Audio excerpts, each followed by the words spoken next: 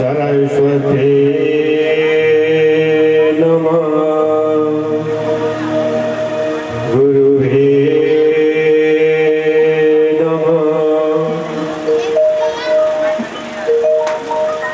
कुलदेवताभ्यो नमः। ग्रामदेवताभ्यो नमः। सर्वेभ्यो देवे श्री वृंदावन को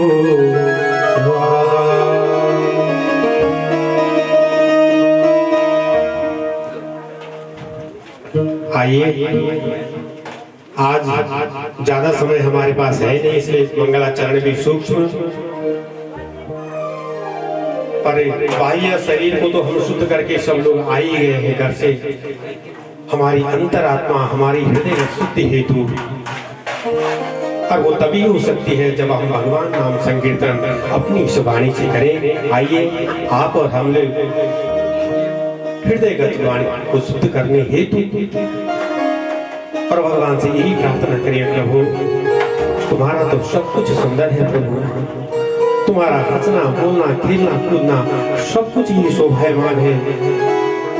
ऐसी कुछ कृपा करो प्रभु कि हम भी एक दिन अपने आपके तुल्य बन करके अंश और अंशी दोनों मिलकर के एक हो जाएं, और हमें भी ऐसे लगे कि प्रभु जो आप हैं वही मैं भी हूँ। अहम ब्रह्मास्मि, और अहम ब्रह्मास्मि बोलने का अधिकार केवल उसी को है जो ब्रह्मा को जान ले। और ब्रह्मा को जानने के, भगवान को जानने के बाद तो ये बोलना ही नहीं पड़ता है कि मैं भगवान को जानता हूँ। क्यों? वो तो भगवतमय हो जाता है, वो भगवत तुल्य हो जाता है। आइए आप और हम लोग भगवत नाम संकीर्तन जितना हो सके मेरी माँ बहन अपनी वाणी को जरूर अलंकृत करें भगवान नाम के संबोधन से।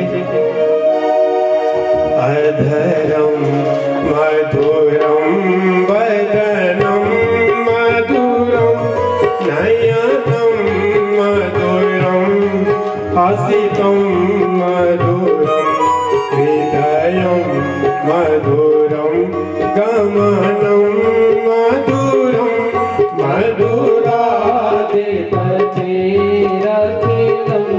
मधुरम मधुराधिपतिरखिलं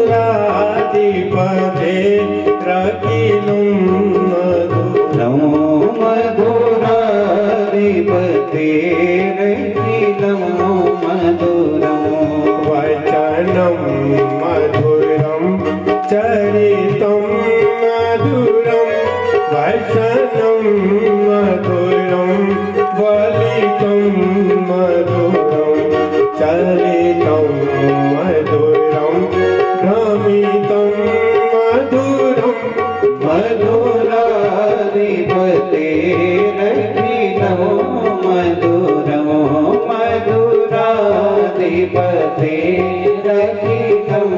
मधुरं वेणुर्मधुरो रेणुर्मधुरा पाणिर्मधुरा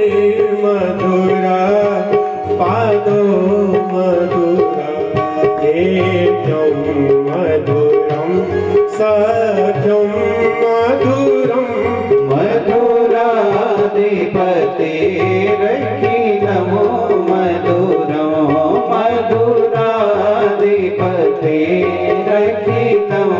मधुरं गीतं मधुरं पीतं मधुरं भूतं मधुरं सुतं मधुरं रूपं मधुरं तिलकं मधुरं मधुराधिपतिरखिलं मधुरं मधुराधिपतिरखिलं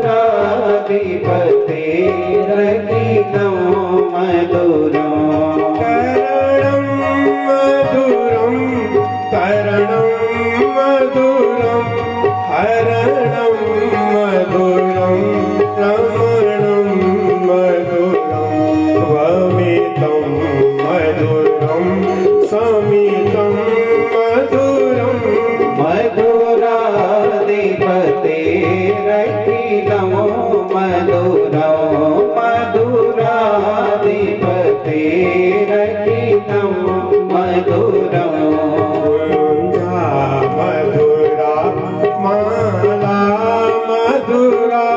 यमुना मधुरा बीची मधुरा सलिलं मधुरं कमलं मधुरं मधुराधिपते रखिलो मधुरं मधुराधिपते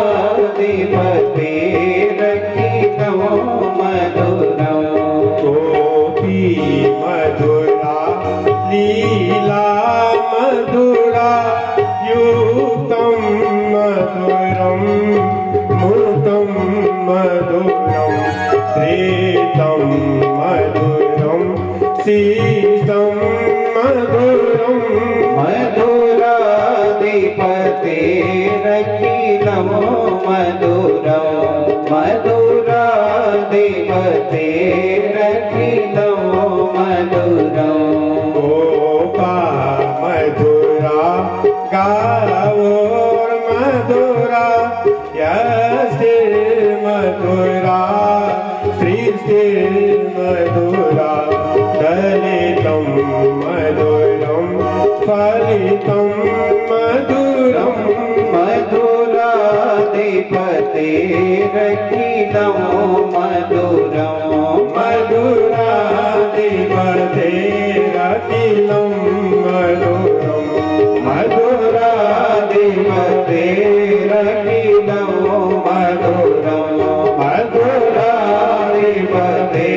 रखिलो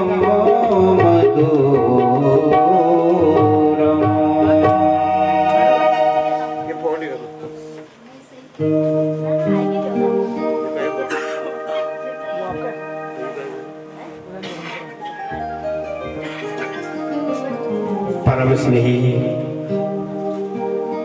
भगवत भक्त अपने माता पिता के भक्त अपने पूर्वजों के भक्त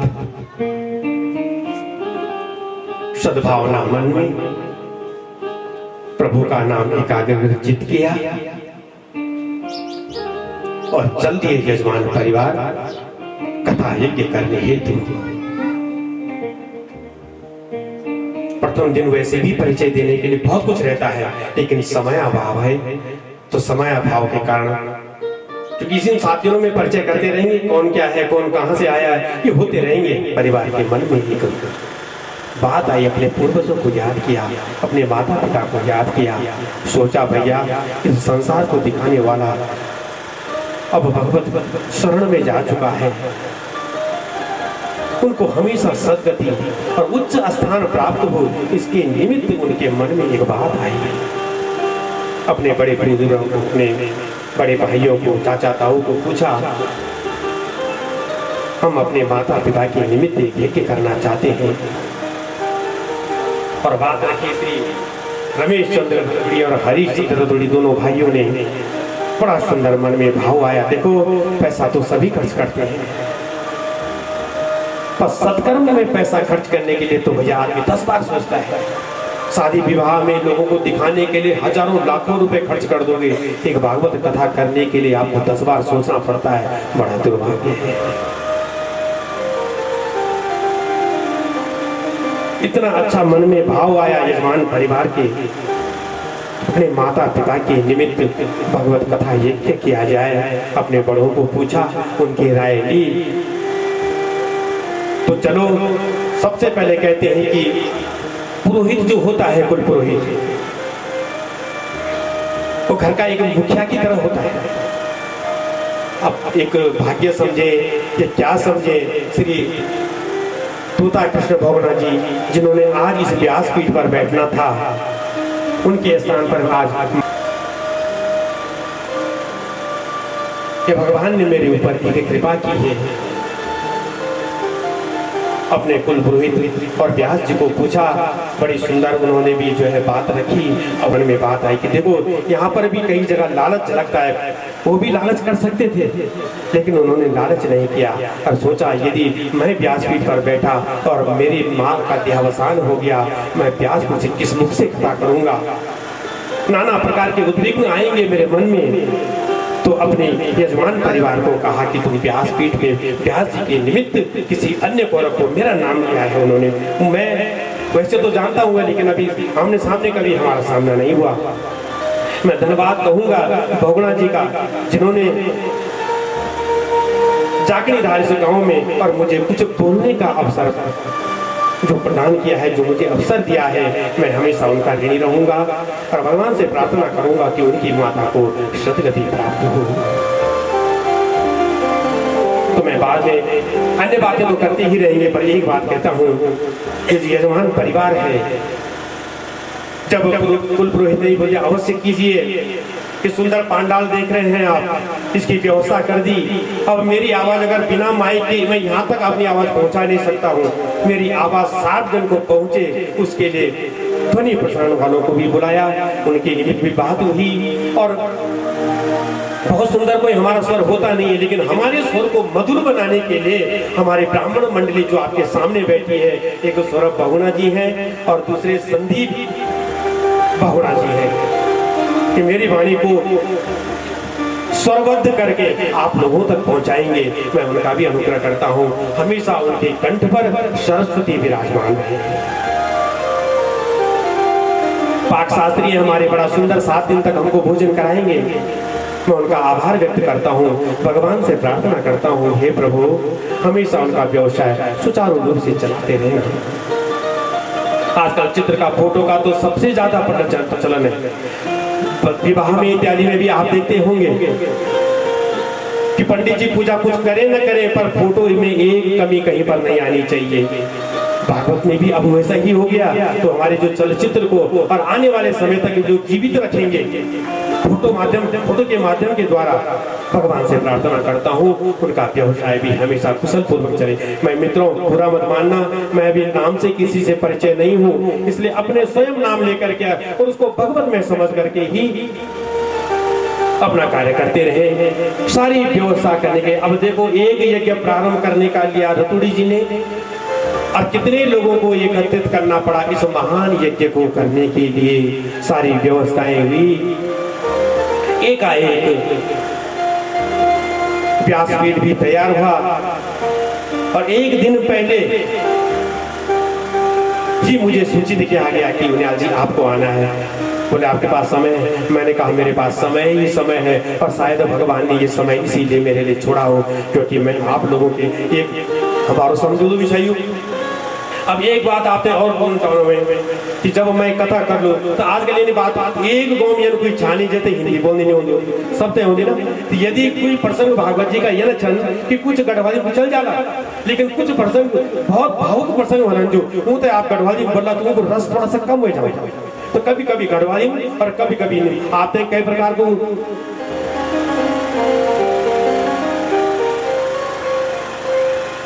प्रभु शरण में आए हो हम सब लोग, मेरे यजमान परिवार, मेरी ब्राह्मण मंडली मुख्य आचार्य पर श्री उनियाल जी छन, हमारा गाँव का ही छन, सबको नो में जान दी बात में जानना जान दी, पर मेरे ब्राह्मण मंडली। अब एक बात ध्यान रखें, मैं जत्रा शक्ति से आपका सामने प्रवचन कर लूं, इस शक्ति में कथन होती मेरी ये ब्राह्मण मंडली की रचना की करी वाली, जो कोई देवी को पाठ कर रही, कोई गीता को पाठ कर रही, नाना भगवान के कई भी रूप और आप प्रसन्न करवा दो, जत्राऊ पाठ करला वो सब शक्ति प्रदान महते होली। वे के माध्यम से ही मैं अपनी वाणी पे आप लोगों तक पहुंचे सकता हूँ। एक अवस्था मेरी ब्राह्मण मंडली को हमेशा मैं तो चित भगवान से प्रार्थना कर दो, प्रभु क्योंकि वाणी में हमेशा सरस्वती विराजमान रहो।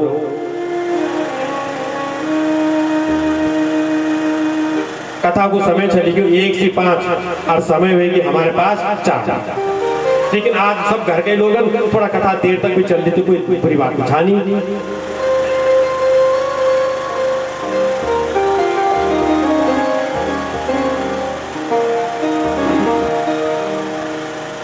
परम मंगलमय परात्पर अखिलेश्वर अकारण करुणावरणालय भक्त वांछा कल्पतरु तटित विनंतित पीताम्बरधारी श्री बाल कृष्णलाल की वांग्मय प्रतिमूर्ति श्रीमद् भागवत महायज्ञ।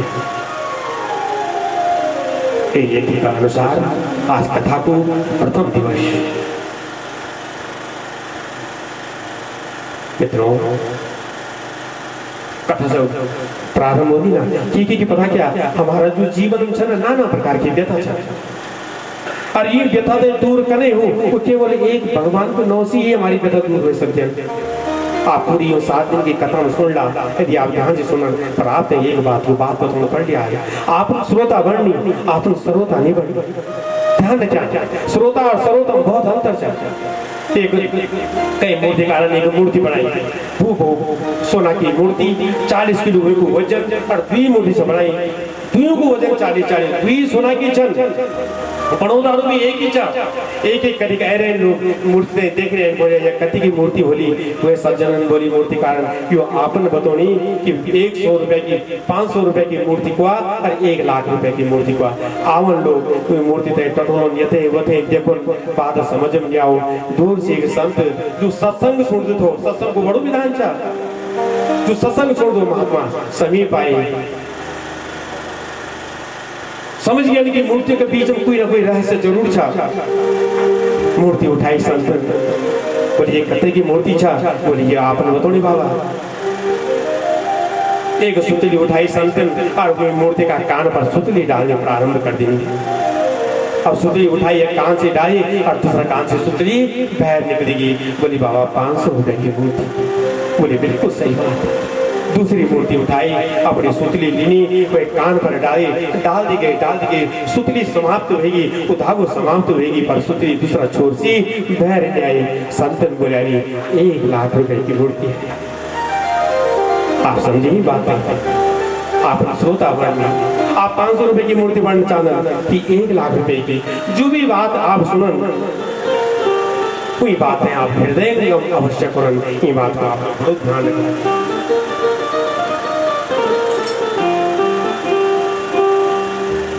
जतरा देर भी बैठना थोड़ी देर का वास्ता सब कुछ मिल जाएगा क्योंकि शास्त्र में बहुत क्लिष्ट भी है और बहुत बड़ो भी है।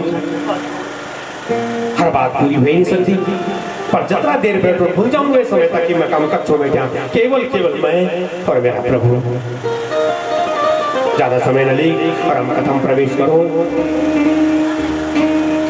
सच्चिदानंद रूपाय विश्वोत्पत्त्यादि हेतवे तापत्रय विनाशाय श्री कृष्णाय वयं नमः। बोलो कतरा साधारण श्लोक सच्चिदानंद रूपाय। पहले साधारण अर्थ बता देना। सत चित और आनंद को जो स्वरूप सा सच्चिदानंद रूप आया विश्वोत्पत्त्यादि है तो विश्व की उत्पत्ति को जो कारण था तापत्रय विनाश आया श्री कृष्णाय वयं नमः। ऐसे कृष्ण ऐसे काम करते हैं, नमन करते हैं।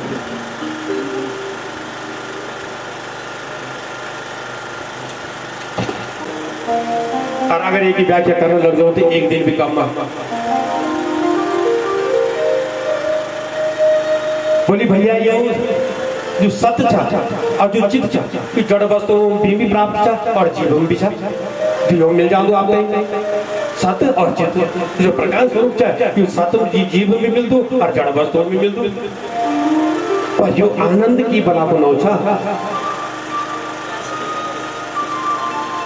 क्या बहुत सुंदर भोजन करी और हमने आनंद आएगी क्यों आनंद है।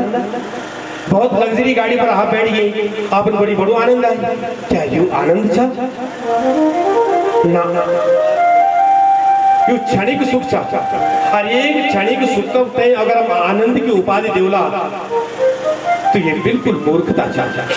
ठीक है जो सुख को जय सुख को नाश हो जाओ तो वह आनंद की उपाधि नहीं देना। तो बाबा जो आनंद के था और तो उपनिषदों बहुत प्रशंसा बहुत व्याख्या करी आनंद की पर ये एक तैत्तरीय उपनिषद था। उस तैत्तरीय उपनिषद में आनंद को द्वि भेज एक साधन जन्य आनंद और एक है स्वयं सिद्ध आनंद। साधन जन्य आनंद आपके पास बहुत अच्छी लग्जरी गाड़ी है, आपके पास बड़ा महल जैसा घर है, घर में भोजन की सारी व्यवस्था है, यह है साधन जन्य आनंद। लेकिन जरूरी नहीं कि आज आपके पास लग्जरी गाड़ी है कल हो कि न हो, जो समाप्त हो जाए वो आनंद हो ही नहीं सकता। इसको कहते किया गया है कि था साधन जन्य। एक स्वयं सिद्ध आनंद, जंगल में आपन दिखे वाला नाना प्रकार का संत हजारों वर्ष तपस्या करी बैठ जाए, उनकी मुखाकृति में देखला वत्रा तेज हमारी मुखाकृति में निवे सब जतरा उनकी मुखाकृति में उन कोई साधन नहीं था, फिर भी आनंदित छन। क्या कारण था? वो अपना हृदय में ही भगवान को वास समझदन और हृदय में भगवान को दर्शन करदन। ये थे बोधन स्वयं सिद्ध आनंद। अच्छा बाबा, तो ये आनंद दे हम कब ढूंढो? बोले कहीं ढूंढने की आवश्यकता नहीं था। दुख की बात ये थी, अच्छा हम स्त्री पुत्र धन संपत्ति में आनंद ढूंढ दो ना, आनंद हमारा हृदय में था। तो ये आनंद तो हम प्रकट करने करो, ये आनंद हम अब एक अनुभव करने करो। सब तय पता कि दूध सी दही दधी सी मथी मंथन करेगी और माखन जाके तब दूध बढ़ दो, सब तय पता चाहता। जय प्रकार से हम दधी मंथन करेंगे, फिर माखन तैयार करेंगे, फिर घी बनो घी दिखे जाओ तो वही दूध का द्वारा हम घी हम तय प्राप्त हो। वही प्रकार से अपनो मन को हम तय मंथन करेंगे, आनंद तय हम तय प्राप्त करने पड़ लो। और ये सब की व्यवस्था हम तय बतो को श्रीमद् भागवत महा। मित्रों, ये कोई साधारण ग्रंथ नहीं चाहता। एक ग्रंथ की महिमा करो तो करो करो करो कि यदि ये शास्त्र साधारण हो तो की व्याख्या तो हर कोई कर लो आजकल।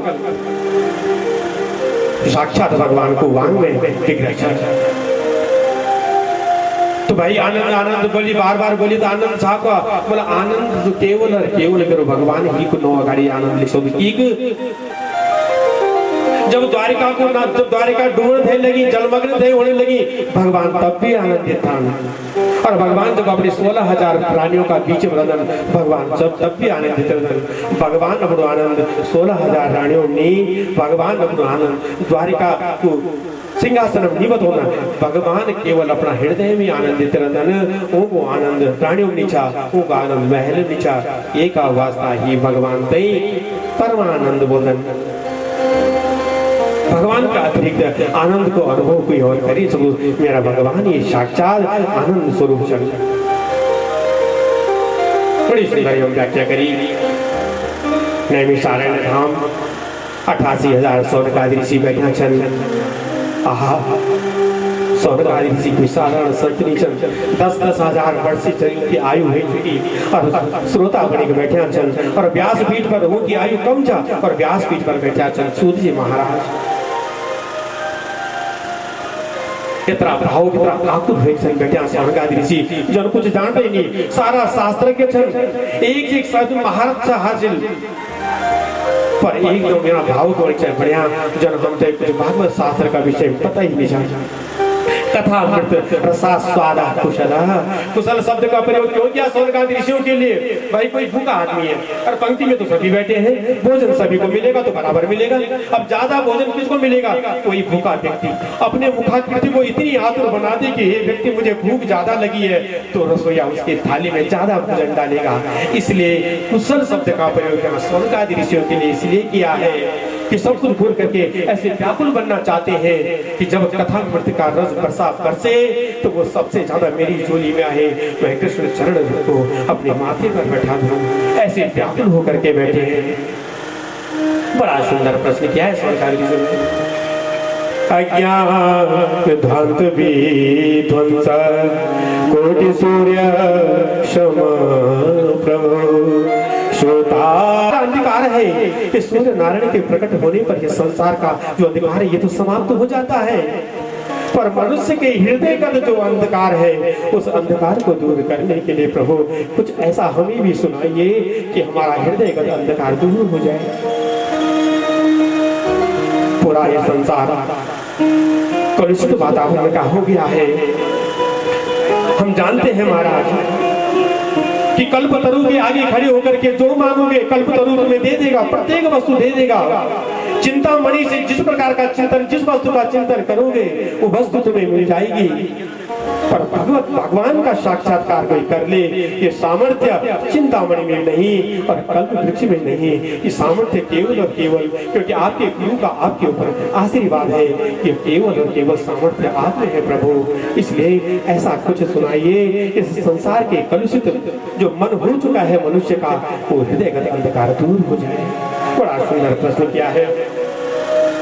काल ब्याल मुख खास त्रास निर्णास हे तवे श्रीमद् भागवतम शास्त्रम कलो किरेण भासितम। क्या बात है, पूरा संसार काल के काल में फंसने जा रहा है प्रभु।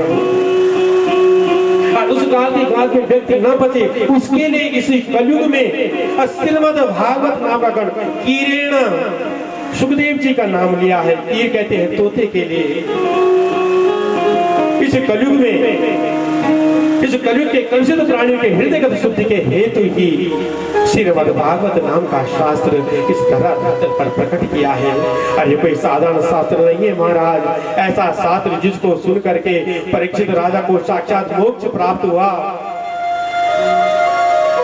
देवताओं ने जब देखा सुना कि आज राजा परीक्षित को कथा सुनाने वाले हैं सुखदेव जी, अमृत का कलश लेकर दौड़े दौड़े स्वर्ग से। इतना बड़ा देवासुर संग्राम हुआ, उसमें सबसे विशिष्ट जो रत्न निकला था वो यही अमृत था। कलश को लेकर के दौड़े दौड़े आए धराधाम पर। दूर से सुखदेव बाबा ने देख लिया, आ गए देवताओं ने कहा बोले महाराज ये परीक्षित जी को मृत्यु का भय है, इनको एक अमृत पान करा दीजिए, मृत्यु के भय से छूट जाएंगे और हमें श्रीमद् भागवत कथा रूपी अमृत का पान करा दीजिए। सुखदेव बाबा हंसते हंसते कहने लगे, अरे चले आओ, यदि तुम श्रोता बनकर के आते तो जरूर सुनाता, पर तुम तो छलिया बनकर के आए हो, तुम तो व्यापार करने आए हो, अपने ये जो स्वर्ग के अमृत को और भगवान की कथा अमृत से तुलना करते हो, इसमें तो बहुत भेद है। वसुधा कथा लोके क्वकाच महान ब्रह्मरातो विचारे तदा देवान जहास्या। वसुधा कथा लोके, कहा तुम्हारा ये जो स्वर्ग का अमृत और कहा मेरे प्रभु की कथा अमृत। तुम्हारा जो अमृत है स्वर्ग का, ये भेदभाव ही है, भेदभाव करता है। हजारों वर्ष से संत जब तपस्या करते तब स्वर्ग को जाते, तब जाके इनको अमृत मिलता है। और मेरे प्रभु की कथा जो आए, कलुषित आए, पापी आए, महापापी आए, पुण्यात्मा आए, धर्मात्मा आए, सबको शीघ्रता से प्राप्त हो जाती है। तो सबसे पहले तो तुम्हारा जो ये स्वर्ग का अमृत है, ये भेदभाव ही है, ये भेदभाव करता है। हमें पता है तुम्हारा जो स्वर्ग का अमृत है ये अमर बना देता है, ये अमर तो प्राप्त करता हो सकता है, ये कोई बहुत बड़ी बात नहीं है अमृत प्राप्त होना। लेकिन मेरे प्रभु की जो ये कथा अमृत है ये अभयत्व को प्राप्त करती है, और अमरत्व और अभरत्व में तो जमीन और आसमान का अंतर है। तुम्हारा स्वर्ग अमृत दीर्घजीवी बना सकता है, कोई बहुत बड़ी बात नहीं है दीर्घजीवी होना, लेकिन मेरे प्रभु की कथा से तो दिव्य जीवी मनुष्य बन जाता है, और दीर्घजीवी और दिव्य जीवी में तो बहुत अंतर है प्रभु। सुखदेव बाबा ने एक बात का खंडन किया है और देवताओं से कहा, देवताओं तुम छलिया बन करके आए थे और इसका तो एक ही नियम है, अभक्ता सभी क्या नददो सकथामृतम श्रीमद् भागवती वार्ता सुराणामपि दुर्लभा। क्या बोल दिया सुखदेव जी ने, देवताओं श्रोता बन करके तुम आए नहीं, इसलिए तुम्हें भी कथा का पान करने का अवसर प्राप्त हो ही नहीं सकता। इतना कह और दुत्कार करके भेज दिया देवताओं को। ऐसे ये मेरे प्रभु की कथा अमृत है। क्यों? क्योंकि श्रोता बन करके नहीं आए थे, छलिया बन करके आए थे, अभिमान साथ में लेकर के आए थे कि हम देवता हैं। पर भैया सुनो तो सही, एक है ब्रह्म रहता और एक है विष्णु रहता, दोनों दोनों साक्षात भगवान के भगवान गर्भ में, और भगवान ने गर्भ में जाकर के इनको रक्षित किया है। कौन? परीक्षित विष्णुराज, और मेरे सुखदेव बाबा ब्रह्मराज है। दोनों पर भगवान की गर्भ में ही कृपा हो गई है। भला देवता उनको चल सके, ये संभव नहीं है, भगा दिया। वहां देवताओं को क्रोध आया। सारे देवताओं ने ब्रह्मा बाबा से कहा, बोले बाबा हम देवता होने के बाद भी और ये कथा मृत्यपान करने का हमको अवसर नहीं मिला, और वो साधारण सा राजा परीक्षित को कथा सुनाई जा रही है। ब्रह्मा बाबा ने सोचा जरा देखो तो सही। राज्यो मोक्षम तथा वीक्ष पुराधाता विभीषिता सत्यलोक के तुलान बद्ध्वा तोलया साधन निज। तराजू लिया ब्रह्मा बाबा ने। सारे संसार के जितने धर्म शास्त्र हैं सब एक तराजू के एक पलड़े में रखे हैं, और दूसरे पलड़े में फिर साक्षात श्रीमद् भागवत शास्त्र को रखा है।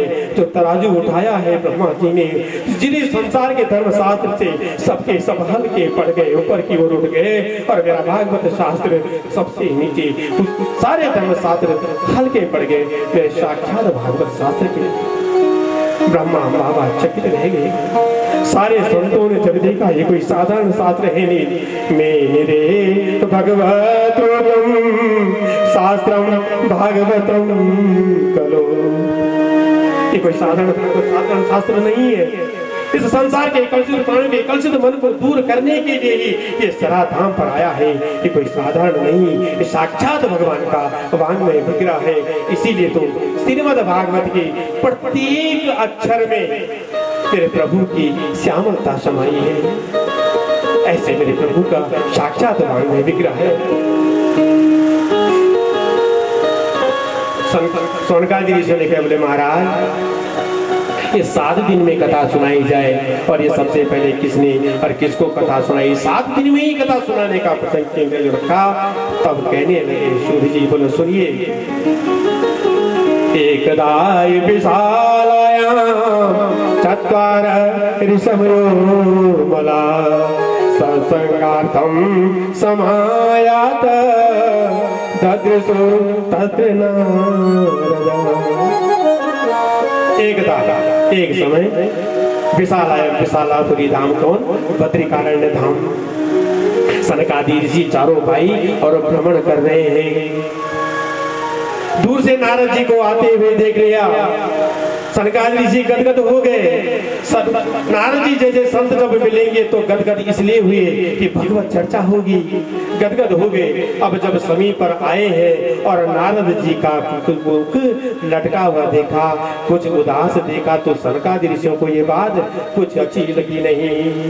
कथम ब्रह्मदीन मुख कुतः चिंता तुरो भवान त्वरितम गम्यते पुत्र कुतश्चागमनम तब। हे नारद जी, तुम्हारा मुख कुछ उदास है, क्यों? और इतनी शीघ्रता से एकदम आ रहे हो, कहाँ जाना है आपको? क्या बात है नारद जी? नारद जैसा संत और उदास?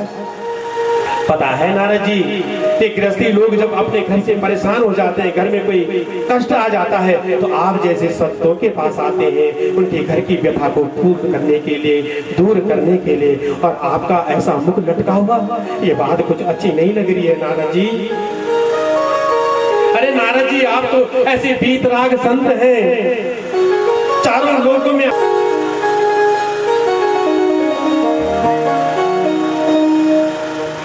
हे नारद जी, आपके पास तो वो धन है जिस धन को चोरने वाला कोई है ही नहीं, और जिस धन को इस कलयुग में चुराया जाए वो धन आपके पास होता नहीं है नारद जी। इसलिए आप क्योंकि आपके मुख को देख के लग रहा है गतवित्तो यथा जना, जैसे किसी कृपण का धन चुरा लिया जाए। जब कलयुग को और थोड़ा बहुत वही पैसा हो और वो भी चुराए जाओ, वही स्थिति करने वाली वही स्थिति नारद जी तुम्हारी भी छवई। एक कारण क्या था नारद जी, मैं आपसे जानना चाहूंगा कि परम वैष्णव को धन क्यों दूं? जो वास्तविक वैष्णव होना उनको धन क्यों दूं?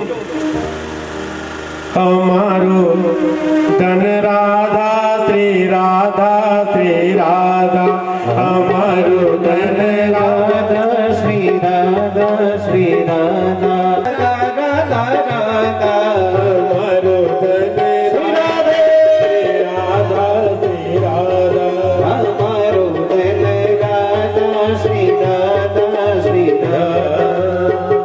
इसलिए नारद जी, आपके पास जो धन है ना, ये कलयुग के लोग वो धन चुरा नहीं सकते, क्योंकि उनको तो धन चाहिए, वो धन आपके पास होता नहीं है। और जो धन आपके पास है तो शांति मिलेगी। पर संतों की तो पूरी परिभाषा ही बदल गई है।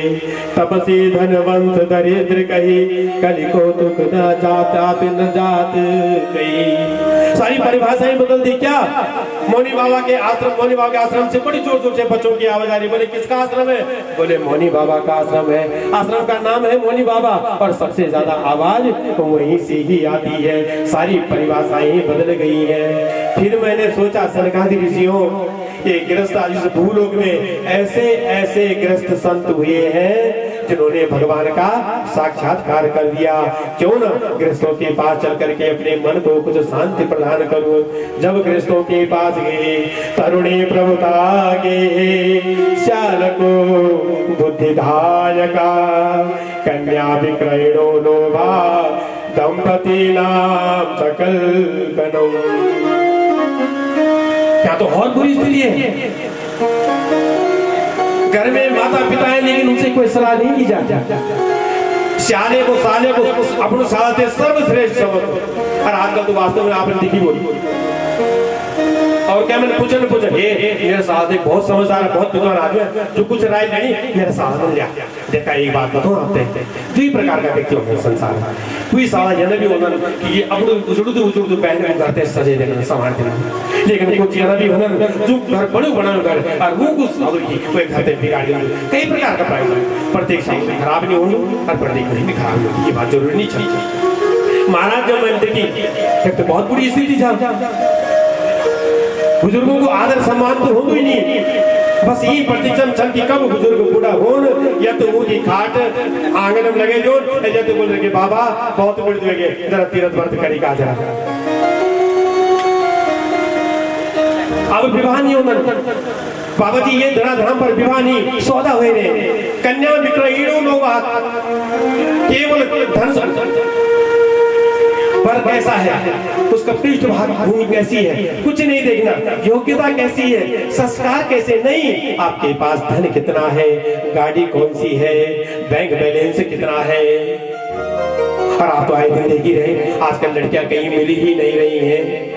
और वो लड़की जो गांव में बिल्कुल साधारण घर से पढ़ने वाली लड़की, वो ये नहीं कहती कि मेरा जो पति ये वर्ण करने के योग्य है, क्या वो संस्कारी है, क्या वो ज्ञान प्राप्त किया हुआ है, मेरा उधर का केवल भरण पोषण कर ले, बस इतना ही काफी है। नहीं, ऋषिकेश या देहरादून या चंडीगढ़ दिल्ली में उसका घर है कि नहीं, उसका बैंक बैलेंस कितना है, उसके पास 4 व्हीलर है कि नहीं, ये सब यदि नहीं है तो भैया मेरा विवाह करने का मूड नहीं है। ये स्थिति हो गई है आज। आए दिन आप लोग सुन रहे होंगे, महाराज मेरा बड़ा दुखी हुआ, मुझे शांति नहीं मिली। फिर मैंने सोचा चलो मेरे प्रभु के धाम में, वृंदावन धाम के और यमुना जी के किनारे जाकर के मेरे मन को शांति मिलेगी। जैसे मैं गंगा जल लिया, आचमन किया, मैंने एक दृश्य देखा, बड़ा विचित्र से। बोले क्या दृश्य देखा? तत्राश्चर्यं मया दृष्टं श्रूयतां तन्मुनीश्वरा, एका तु तरुणी तत्र निसर्णा खिन्नमानसा। एक तरुणी बैठी है, रुदन कर रही है, रोती जा रही है। दोनों तरफ देवियां बैठी है, कोई हवा करती है, कोई जल पिलाती है, कोई समझा रही है। और उसी तरुणी के आगे 2 वृद्धावस्था को प्राप्त युवक वो अचेत अवस्था में लेटे हुए हैं। मैंने सोचा हम संतों का जीवन तो गृहस्थाश्रम संभालने के लिए, उनके कल्याण के लिए होता है। मैं आगे बढ़ने लगा, जैसे आगे बढ़ा मेरे मन में एक विचार आया बाबा। सोचा सारी स्त्रियों का समुदाय है, या समीप में कहीं गया और स्त्रियों के मन की व्यथा तो भगवान भी न जान सका, सो मैं कैसे जानूं। कहीं किसी स्त्री ने कह दिया, हे बाबा स्त्रियों के बीच में आने के लिए समय ढूंढ रहे थे क्या? अरे हम आपस में निपटा लेंगे, आप जाओ, अपमान हो जाएगा। मैं मुड़ करके जाने लगा। जैसे मुड़ करके मैं जाने लगा तो पीछे से एक बड़ा सुंदर संबोधन आया है, भो भो साधोचनम तिष्ठ मचिंता मपिनाशय दर्शनम तब लोकस्य सर्वभाग हरुं परम भूभु साधु क्षणं तिष्ठः। हे बाबा जरा एक क्षण के लिए रुको तो सही। अरे तुम मैं पहचान गई, तुम कोई साधारण संत नहीं हो। अरे तुम्हारे तो दर्शन करने मात्र से मनुष्य के सारे पाप ताप और संताप एक साथ समाप्त हो जाया करते हैं। जरा एक क्षण के लिए रुको तो सही। जब इतना कहा तब नारद जी अब समीप में गए, कहने लगे वद देवी सविस्तारम स्वस्य दुःखस्य कारणम। हे देवी अपने दुख का कारण बताओ, विस्तार पूर्वक बताओ। अब वो देवी अपना परिचय देने लगे। अयं भक्ति ख्याता इमो में तनयो मतो ज्ञान वैराग्य नामनो काल योगेन जरो। मेरा नाम भक्ति है। ये जो अचेतावस्था में दो युवक लेटे हैं ये और कोई नहीं, ज्ञान और वैराग्य मेरे दो पुत्र हैं। और कलयुग के कारण ही आज इनकी ऐसी स्थिति हुई कि मैं माँ होने के बाद भी और युवती बन करके बैठी हूँ। और ये पुत्र जिनको युवावस्था को प्राप्त होना चाहिए था ये वृद्धावस्था को प्राप्त हो गए। बस यही मेरे दुख का कारण है। बोले नाना प्रदेश में मैं कर्नाटक में मैं बड़ी पैदा हुई, कुछ कुछ प्रदेशों में मेरा बड़ा बड़ा सम्मान हुआ बाबा, लेकिन जब कहीं समय कहीं अपमान भी हुआ तो मैं वो जगह छोड़ करके और सीधे वहां से छोड़ करके जगह छोड़ करके मैं सो प्रदेश को छोड़ करके मैं चली आई। और यही स्थिति यदि रही जैसे मैं आई तो मैं वृंदावन धाम में पहुंची। वृंदावनम पुनः प्राप्य नवीन स्वरूपिणी। और जैसे वृंदावन में धाम में मैं पहुंची मैं तो स्वरूपिणी हो गई, मैं तो तरुणी रूप मैंने धारण कर लिया, लेकिन मेरे पुत्र फिर भी वृद्धावस्था को ही पड़े रहे। ये संसार का वाची के कारण मैं बहुत दुखी हूँ। और यदि नारद जी यही स्थिति यदि बनी रही इदं स्थानं परित्यज्य विदेशं गम्यते मया, यदि यही स्थिति रही तो मैं छोड़ करके और विदेश में अन्यत्र कहीं चले जाऊंगा। एक एक बात नारद जी समझ गए सारे भाव। नारद जी तो भगवान का मन है, समझ गए इस पर क्या व्यथा क्या बीती है। ये भक्ति ज्ञान और वैराग्य का बड़ा सुंदर उपदेश दिया है। आज नारद जी ने भक्ति मैया को कहने लगे हे भक्ति मैया तुम्हें कहीं जाने की आवश्यकता नहीं है। अरे देखो इस घोर कलयुग में होने के बाद भी और वृंदावन में आपका बड़ा स्वागत हुआ है। कहने लगे जो देखो इस भागवत शास्त्र का विशेषता देखिए आप। भागवत शास्त्र एक सिद्धांत है और प्रत्येक कोई व्यक्ति सिद्धांत को समझ नहीं सकता। इसलिए सिद्धांत कैसे समझ में आए तो इन कथाओं के बाद से दृष्टांत व्यक्त किए हैं ताकि आप और हम सहजता से इस भागवत शास्त्र को समझ सकें। ये दृष्टांत है। तो ये क्या है? ज्ञान भक्ति और वैराग्य। कहते हैं भक्ति के पुत्र हैं ज्ञान और वैराग्य। और ज्ञान और वैराग्य यदि विवृत हो जाए तो भक्ति भी भांज स्त्री के समान मानी जाती है। जब तक भक्ति में ज्ञान और वैराग्य पुष्ट नहीं होते भक्ति मानो भांज बन करके रह जाएगी। इसीलिए भक्ति तो रो रही है। वहां तो भक्ति का रूप दिया है लेकिन दूसरा कथा का स्वरूप क्या? ज्ञान भक्ति और वैराग्य। इस संसार में वास्तव में थोड़ा बहुत भक्ति तो बची हुई है लेकिन ज्ञान बचा नहीं है, वैराग्य बचा नहीं है। ज्ञान और वैराग्य दोनों लंगड़े बन करके चले आ रहे हैं। इसीलिए इस संसार का कलुषित व्यक्ति और पूर्ण रूप से भक्ति की आराधना करता तो है, भक्ति करने की कोशिश करता तो है लेकिन ज्ञान पूर्ण नहीं है। क्यों? लंगड़ा बन करके बैठा है। भक्ति वैराग्य नहीं है। क्यों? इस संसार के माया के जाल में फंसा पड़ा है। इसलिए हे मैया तुझे कहीं जाने की आवश्यकता नहीं है क्योंकि तुम कोई और नहीं हो भक्ति मैया, तुम तो भगवान की आराधना, तुम भगवान की प्रियतमा हो। और उसके होने के बाद भी तो जहां आप जाते हैं भगवान भक्ति के पीछे पीछे चलते हैं। इसलिए तुम्हें इतने दुखी होने की आवश्यकता नहीं है। बड़ा सुंदर उपदेश दिया। जब उपदेश दिया तो भक्ति मैया ने कहा बोले बाबा जब ये कलयुग इतना कलुषित तुमने बताया कितना कलुषित है राजा परीक्षित ने इसको मारा क्यों नहीं? मना राजू ने छोड़ भी दिया तो भगवान इसका दंड, कलयुग का दंड क्यों सहन करते हैं, समाप्त क्यों नहीं कर देते? नारद जी कहने लगे, भक्ति मैया बड़ा सुंदर प्रश्न आपने किया है। परीक्षित राजा मारने ही वाले थे कलयुग को, दीनवत शरणम गता, एक दयालु की तरह और शरण में पड़ गया परीक्षित के। और राजा परीक्षित ने एक मन का ही भाव देखा, एक गुण विशेष देखा कलयुग में, और कलयुग को छोड़ दिया। बोले वो गुण विशेष क्या था? यत्फलम नास्ति तपसा,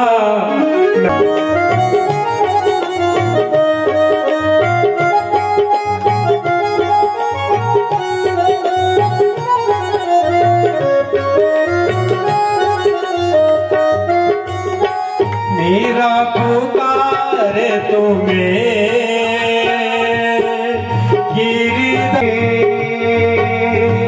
गिरधर गोपाला, बन गया अमृत मैं विष का भरा प्याला, विष का भरा प्याला,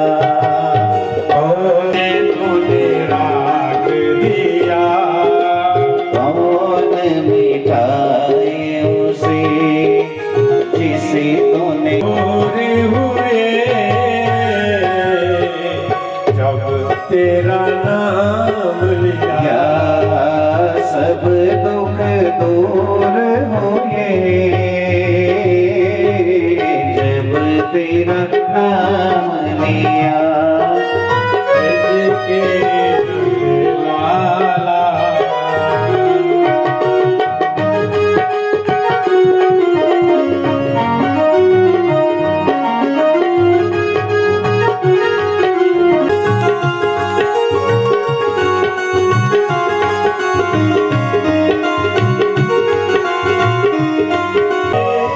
आई विपदा भारी, जब तेरा भारी एक इशारे पे सारी विपदा टारी, सारी विपदा टारी, उठ गया गोवर्धन जिसे तूने उठा लिया, उठ गया गोवर्धन जिसे तूने उठा लिया। सब दुख दूर हुए जब तेरा नाम लिया, ओ सब दुख दूर हुए बिनु सत्संग विवेक न होए, राम कृपा बिनु सुलभ न सोई। आत्मा धुंधली है, मन, और धुंधली की जो बहन आई है ये है बुद्धि। मन बार बार बुद्धि की राय मांग रहा है। मन को कभी भी किसी भी साधारण व्यक्ति की राय नहीं लेनी चाहिए। कभी भी कोई कर्म करना हो तो अपने प्रभु से राय मांगे, सलाह मशवरा यदि करना हो तो दिव्य कोई पुरुष तुल्य भगवत तुल्य कोई हो तो उसे करना चाहिए। पर अपनी बुद्धि कौन, हम लोग जैसे बुद्धि की बात करते हैं ना, वो लोग सोचते हैं बुद्धि एक अच्छी चीज है। नहीं, बुद्धि में जब तक भगवान को नहीं रखोगे, भगवान को नहीं स्थापित करोगे, वो बुद्धि तब तक उसकी बुद्धि हो ही नहीं सकती। बुद्धि कुबुद्धि भी हो सकती है, वो कुबुद्धि आई है, बोली क्यों परेशान होती है। और आत्मा को बार बार मन और बुद्धि बार बार ठगती है, बार बार छलती है। बोले बहन ऐसी ऐसी बात है। बोले क्यों परेशान होती है? मैं गर्भवती हूँ, 9 महीने गर्भवती होने का ड्रामा कर, मेरा पति लालची है, उसको कुछ पैसे यदि दे देंगे वो मान जाएगा। 9 महीने के बाद पुत्र तेरे हाथ में दूंगी, कह देना मेरा पुत्र है। और फिर पतियों को मूर्ख बनाना कोई बहुत बड़ी बात भी नहीं है, और वो भी आत्मदेव जैसा संत। पति की बात नहीं मानी, भगवान का नाम उस फल से जुड़ा हुआ था, नहीं मानी, अपनी बहन की बात मान ली और बोली तुझे फल पे यदि थोड़ा सा भी ये संदेह है ना तो तूने कहा तेरी गाय को भी कोई अभी बछड़ा नहीं हुआ, ये फल उस गाय को खिला दे। यदि वास्तव में इस फल की कोई विशेषता होगी वो भी पता चल जाएगा। समय बीता और 9 माह बाद जैसे बहन को पुत्र हुआ और अपनी बहन के हाथ में दे दिया कि यत कालेन तो जातो तरुणो तनया हो गोकर्णो पंडितो ज्ञानी धुंधकारी महाखल। देखो पुत्र हुआ, बोले देखो जी 9 महीने पीड़ा मैंने सही है इसलिए नाम भी मैं रखूंगा। बोले देवी तुम ही रखो, तुम्हारे आगे कौन बोले कुछ। और वो फल खिलाया है गाय को। अब इसका भाव बताऊंगा अभी आपको। तो गाय को भी बछड़ा हो गया। भगवान जब कृपा बरसाते हैं ना तो भगवान तो कुछ भी जड़ को चेतन और चेतन को जड़ करने में ज्यादा समय नहीं लगाते। फल कौन है? विवेक रूपी फल। और गाय माने गाय के कई अर्थ है। गाय के अर्थ इंद्रिय भी है, गाय के अर्थ गोपी भी है, गाय के अर्थ भूमि भी है, गाय के कई अर्थ। यानी विवेक रूपी फल इंद्रियों को खिलाया। जब विवेक रूपी फल इंद्रियों को खिलाएंगे तो आपके घर में गोकर्ण जैसा संत पैदा होगा।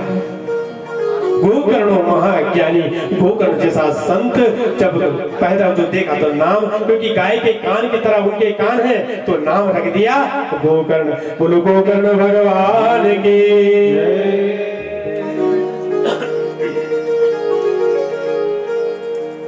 विवेक रूपी फल जब तक नहीं खिलाओगे, कि विवेक का बहुत सारे लोग होते हैं, पंडित पंडित सबके आगे आके नाम क्या नहीं देखते आप। पंडित विवेकानंद उनियाल, पंडित शोभानंद उनियाल, पंडित केशवानंद उनियाल, पंडित सौरभ बोगड़ा, पंडित ये पंडित वो, हम लोग सब रहते हैं और आप लोग भी हमको पंडित से ही बुलाते हैं।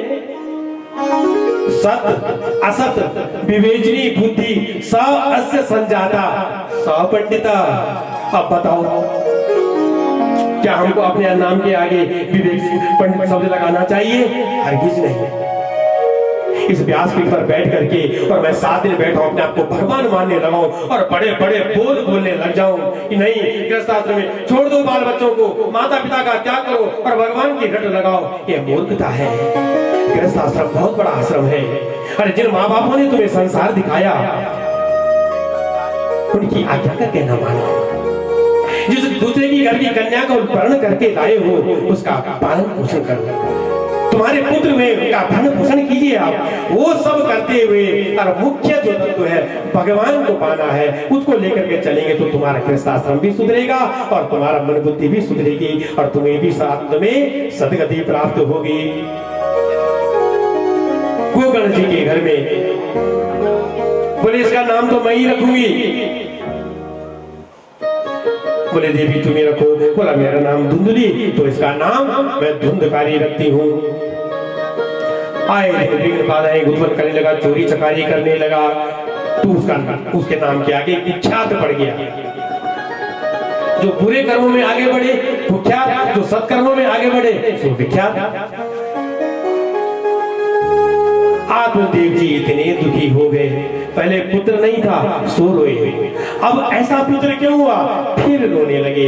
इतना रोए, इतना कष्ट देने लगा धुंधकारी तो घर छोड़ करके और जंगल की ओर चल दिए। जंगल में जैसे ही पहुंचते हैं, गोकर्ण जी है तो यहाँ पुत्र रूप बता रखा है, लेकिन वास्तव में गोकर्ण जी को किसी के सुख दुख का अनुभव पता नहीं चलता। उनको सुख दुख से कोई प्रभाव नहीं पड़ता। वो किसी माता पिता का संबंध रखना ही नहीं चाहते हैं। वो वास्तव में परम वैष्णव बन चुके हैं। पर कथा है सो समुद्र में आप और हम कैसे समझे, सो कथा का नाम दिया है।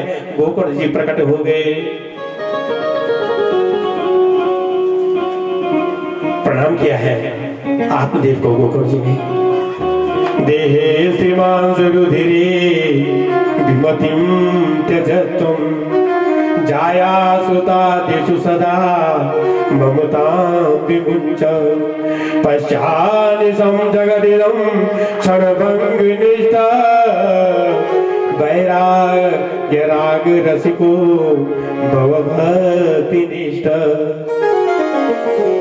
दो श्लोकों में और बड़ा सुंदर उपदेश दिया है। पिताश्री, पुत्र के लिए रोते हो? पहले घर छोड़ा पुत्र नहीं था, आज ऐसा पुत्र क्यों हुआ? फिर घर छोड़ दिया। इतनी दुखी देहे से मांस ये अमता और ममता नाम की ये जो अस्थि मांस और मध्य का बना हुआ जो ये तुम्हारा शरीर है, और इसमें संसार की माया मोह के जाल में इस तरह ग्रसित हो गए हो कि भगवान का नाम लेना छोड़ करके पुत्र पहले क्यों नहीं हुआ, और ऐसा हुआ तो क्यों हुआ? आए दिन और अपने सिर को कृष्णकाय तुमने बना दिया। चिंतन करते हो केवल और केवल पुत्र का, जबकि चिंतन करना चाहिए मेरे प्रभु। पिताश्री, यदि इस शरीर की माया मोह अहमता और ममता रूपी बंधन से यदि तुम अपने आप को मुक्ति को पश्चानिशम जगदिदम क्षण, इस जगत को क्षणभंगुर समझो। पश्चानिशम जगदिदम क्षणभंग निष्ठा और वैराग्य राग रसिको भवभक्ति निष्ठा। पिताश्री, एक गृहस्थाश्रम को तो आप करके देख चुके हो, निभा के देख चुके हो, आपको क्या मिला? जरा भगवत भक्ति को भी प्राप्त करके देखो, आपको क्या मिलता है। वैराग्य राग रसिको भवभक्ति निष्ठा। फिर दूसरा श्लोक बड़ा सुंदर।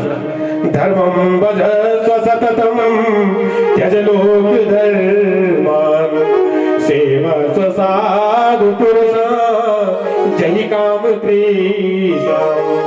अन्यस्य, बड़ी सुंदर बात कही है, अन्यस्य दोष गुण चिंतन मासु मूका सेवा कथा रस बहु नितरां पिबत्वम्। धर्म मजुस पिताश्री, धर्म का पालन करो।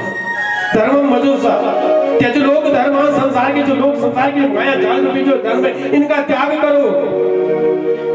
धर्म मजुस त्यज लोक धर्म सेवस्व साधु पुरुषान् जहि काम तृष्णा। सारी काम तृष्णा को छोड़ के और संतों की सेवा कीजिए। एक सुंदर बात बताइए, आत्मा जब कभी कष्ट न हो, कभी भी कष्ट होगा नहीं। क्या? अन्यस्य दोष गुण चिंतन मासु भुक्त्वा, दूसरे के गुण दोष को कभी देखो मत। इससे बड़ा सुंदर गुण कोई दूसरा हो ही नहीं सकता है। सेवस्व साधु पुरुषान् जहि काम तृष्णाम् अन्यस्य दोष गुण चिंतन मासु भुक्त्वाम् सेवा कथां रस बहु नितरां पिबत्वम्।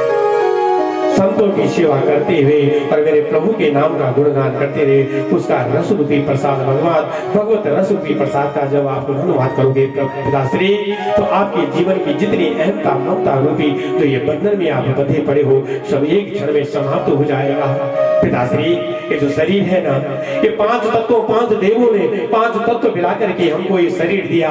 कुछ समय करके भूलोक में भेजा हमें, ये पंच तत्वों का शरीर बना करके जाओ और इस शरीर का उपभोग करो, इससे भगवत नाम संकीर्तन करो। क्योंकि पिताश्री, प्रत्येक जन्म जब होगा, प्रत्येक जन्म में तुम्हें विषयानंद की प्राप्ति हो जाएगी, लेकिन परमानंद की प्राप्ति के लिए केवल और केवल मनुष्य शरीर चाहिए। और वो तुम्हें मिला है पिताश्री, क्यों न परमानंद को प्राप्त करने के लिए, परमानंद को प्राप्त करने के लिए और भगवत भजन कीजिए। बड़ा सुंदर उपदेश दिया, गदगद हो गए आत्मदेव जी। आत्मा को जो अपनी देव तुल्य बना दे, उसका नाम आत्मा देवी है। धुंधुली दुधा बुद्धि साधाता धुंधुली। धुंधकारी कौन है? जो हमेशा काम वासना निग तृष्णा में जो हमेशा फंसा रहता है, उसका नाम है धुंधकारी। बड़ा सुंदर उपदेश दिया। आत्मजीव के मन में एकदम बहरा के जागा है और आत्मजीव को बड़ा सुंदर, आत्मजीव दसम स्कंद का पाठ सुंदर बनी में बड़ा सुंदर दसम का पाठ करते अंत में आगे कोई सदगति प्राप्त हुई। यहाँ धुंधकारी आए दिन पात मचा रहा है। माँ का हाथ पकड़ लिया, बोले माँ, पिता ने धन कहाँ रखा है, जल्दी ला, नहीं तो तुझे समाप्त कर दूंगा। माँ भी बहुत दुखी होती है, जंगल में गई, एक कुएं में कूद गई, उसने भी अपना शरीर त्याग दिया। अब तो धुंधकारी स्वतंत्र हो गया, घर के जितने बर्तन भांडे सबके सब बेच दिए। आए दिन बड़ी बड़ी चोरियां, और अब तो एक नहीं दो नहीं पांच पांच वेश्याओं को घर में ला करके रख दिया है। देखो, इससे पहले एक दृष्टांत था। देखो, कथाएं तो आप लोगों ने बहुत सुनी है और आए दिन सुनते ही रहते हैं। धुंधकारी कथा बहुत सुनी आपने। भगवान मानो कहना चाहते हैं कि जो भी शरीर आपको दिया है प्रभु ने, और जो भी स्थिति दी, किसी को गरीब बनाया, किसी को अमीर बनाया, किसी को दुख ज्यादा दिए, प्रत्येक किसी दशा में और जो सुखी रहे, एक भाव रखे, उसका नाम ही परम वैष्णव है। वही ही भगवान को प्राप्त करना, वही प्राप्त कर सकता है। एक बार विट्ठल स्वामी के मंदिर में एक नाथ जी महाराज, आपने कथा सुनी होगी, नाम सुना होगा। एक नाथ जी महाराज, एक नाथ जी की जो पत्नी है बड़ी सुगुनी है, सुंदर है, लेकिन सुंदर है इसलिए तरसते नहीं। भगवान के मंदिर के आगे कहते हैं, प्रभु आपने मुझे पत्नी नहीं दी, आपने तो मुझे सत्संग दिया है साक्षात। ये पत्नी नहीं है, बड़ी सुगुनी है, सत्संग है, बड़े प्रसन्न है। एक नाथ जी, फिर रंगनाथ जी आगे दूसरे छोर से। उनकी पत्नी बड़ी कर्कशा स्वभाव की है, लेकिन कहते क्या है भगवान के आगे रंगनाथ जी, प्रभु आपने अच्छा किया, मुझे सुंदर स्त्री नहीं दी। सुंदर स्त्री यदि होती मैं उसके चारों उसके पीछे ही घूमता रहता, आपका नाम भूल जाता प्रभु। अब तो आपका चिंतन करता हूँ, आपने मुझ पे कर्कशा स्त्री दे करके आपने मुझ पर कार्य किया है। नरसिंह मेहता जी आगे, नरसिंह मेहता की अभी अभी पत्नी स्वर्ग सिधारी है, प्रसन्न मुद्रा में, पर भगवान के मंदिर आके कहते हैं नरसिंह मेहता, प्रभु आपकी जो भी लीला, जो भी कुछ आप करते हैं, सुख देते हैं, दुख देते हैं, प्रत्येक किसी में कोई न कोई लीला है। मैं बहुत प्रसन्न, क्यों?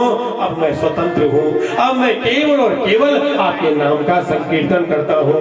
यानी भगवान कहना चाहते हैं, जो भी दशा, जिस भी दिशा में आपको भगवान जो भी गति दे, उसमें ही आपको प्रसन्न रहना चाहिए।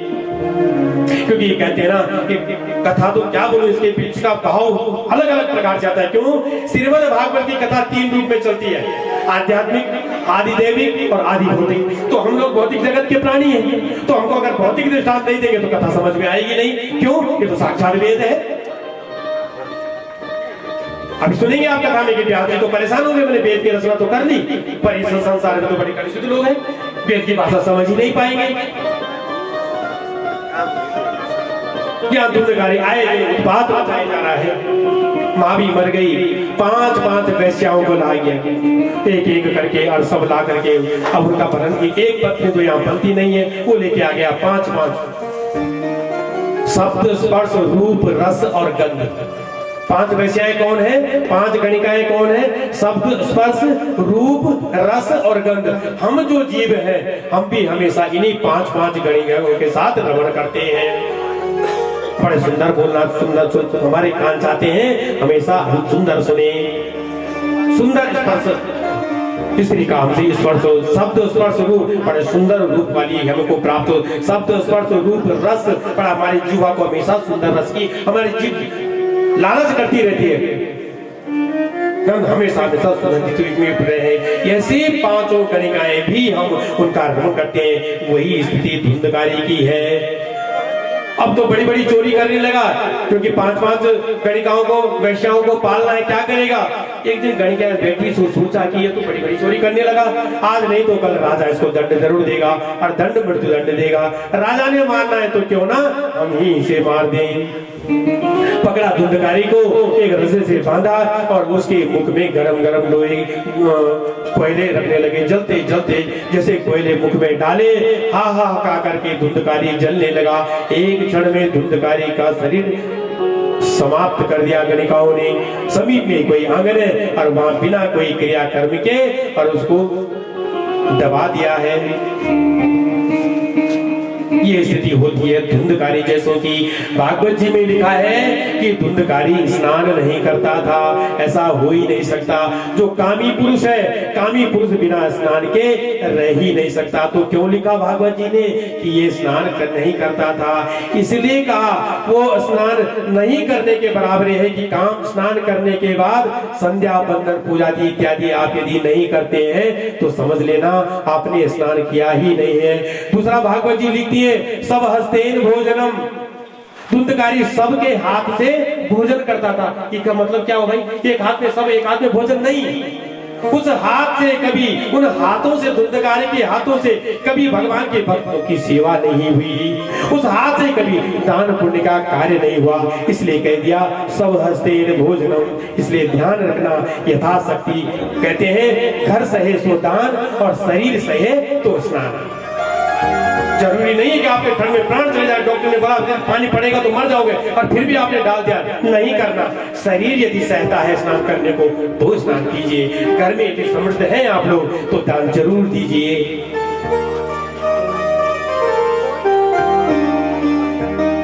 यहाँ धुंधकारी प्रेत योनि में चला गया। यहाँ गोकर्ण जी को पता चला, मैंने कहा ना गोकर्ण जी को अपने भाई माता पिता इनसे कोई संबंध नहीं है, पर कथा है, समझाएं कैसे। तो गोकर्ण जी ने सोचा चला, जब भैया के बारे में पता चला कि धुंधकारी को उनकी गणिकाओं ने मृत्यु दंड दिया है, वो प्रेत योनि में भटक रहा है, तो जरा घर जाके देखे तो सही क्या स्थिति है। घर में जब आए हैं गोकर्ण महाराज, आंगन में जैसे पहुंचे, संध्या का समय था और जैसे अभी जैसे अपनी खटिया में लेटे हैं, नेत्र बंद किए हैं गोकर्ण जी ने, तो वही प्रेत योनि को पहुंचा हुआ धुंधकारी कभी भैंसे के रूप में, कभी बकरी के रूप में और नाना प्रकार के रूप दिखाने लगा। गोकर्ण जी ने नेत्र खोल दिए, बोले तुम कौन हो?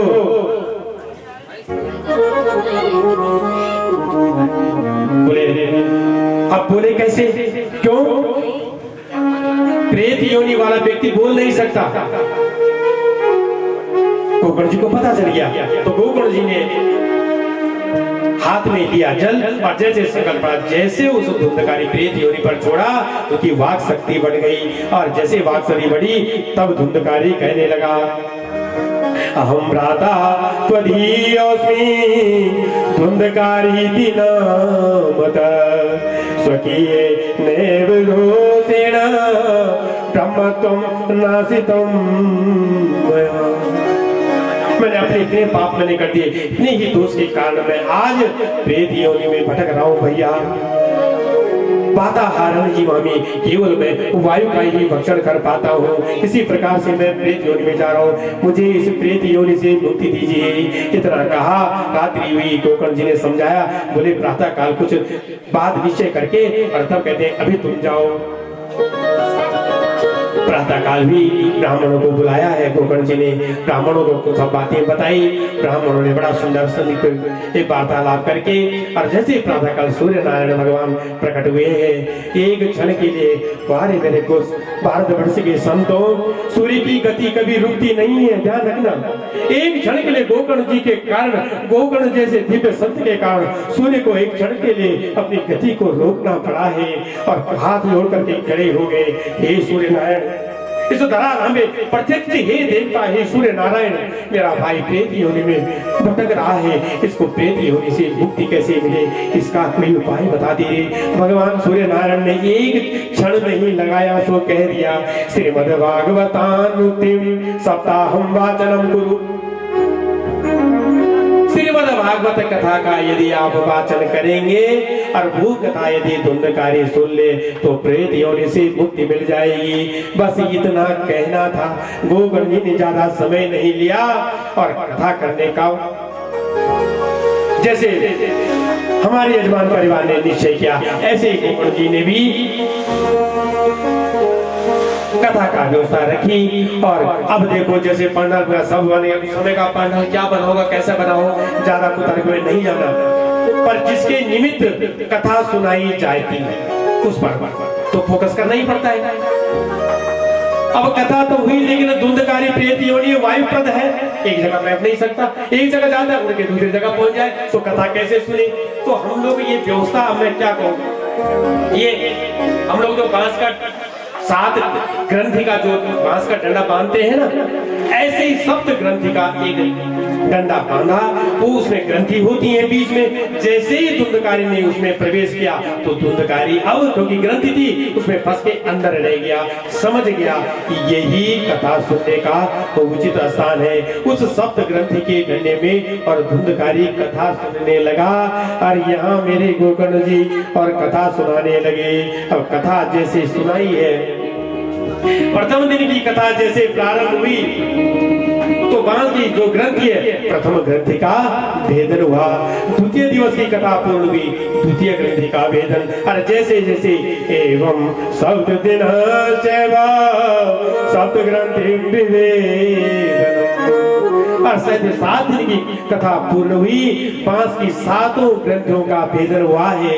और उस बांस के वो जड़ बांस जो है, बांस जो है जड़ का द्योतक है, उस ग्रंथि बांस के अंदर से साक्षात दिव्य रूप दर हो जाता, तुलसी दाम मंडिता पीतवास गण श्यामो मुकुटी कुंडलान्वित।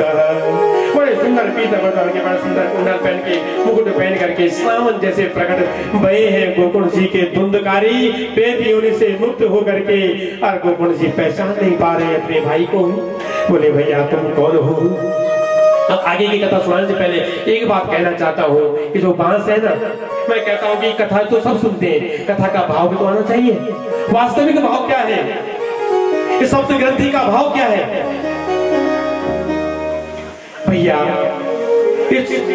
जो बांस है ये जड़ वस्तु का द्योतक है, इसको जड़ वस्तु नहीं गिना जाता है।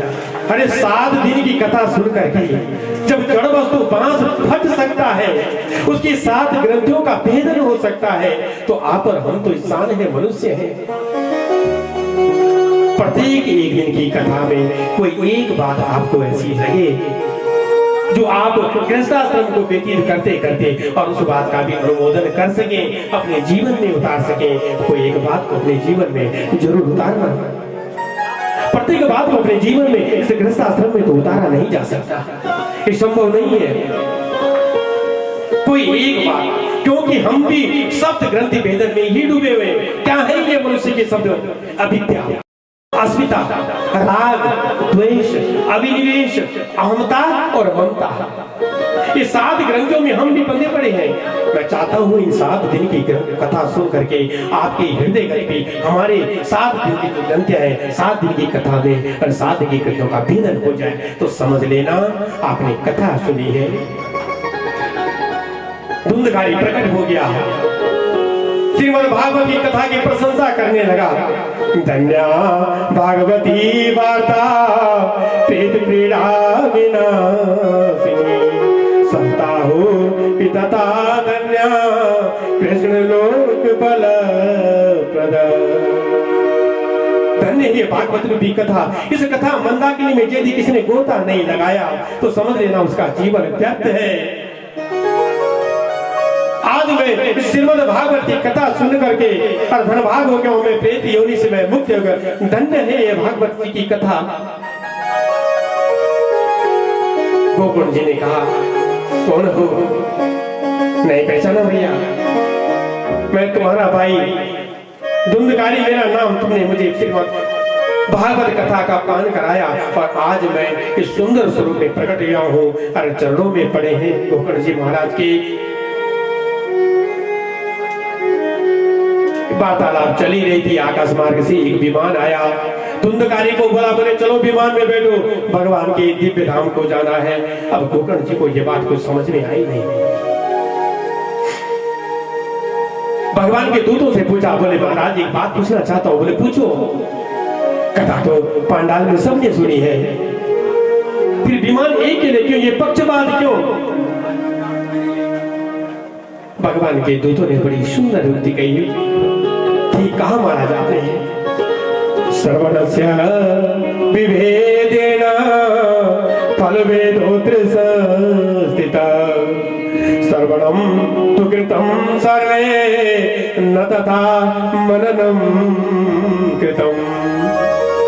महाराज कथा तो सबने सुनी है, पर कथा को जिस विधि से, जिस निधिध्यासन से सुना जाता है वो केवल और केवल धुंधकारी ने सुनी है। इसलिए एक ही व्यक्ति के लिए विमान आया है।